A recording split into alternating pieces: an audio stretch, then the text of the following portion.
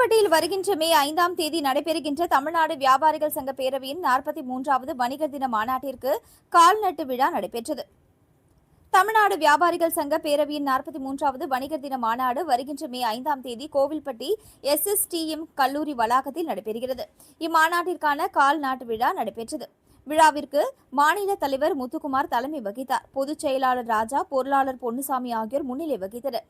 மாநில செயலாளர் நாஞ்சில்குமார் வரவேற்புரையாற்றினார். மாநில ஒருங்கிணைப்பாளர் அருண்குமார் மாநாட்டிற்கான முன்னேற்பாடுகள் குறித்து விளக்கி பேசினார்.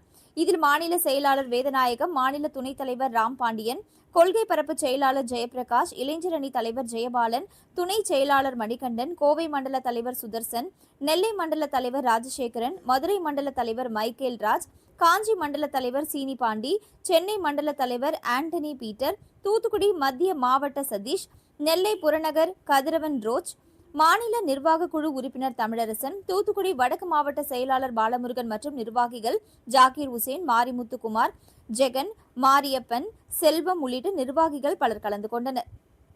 கோயில்பட்டி மாநாட்டை சக்சஸ் பண்றதுக்கு அவங்க சுற்று வட்டாரத்தில் உள்ள ஆட்கள் எல்லாம் கூட்டு வர்ற பொறுப்பு உங்கள்கிட்ட ஒப்படைச்சிருக்கு. நீங்கள் அதை செய்து தர வேண்டும் என்று அன்போடு கேட்கிறேன்.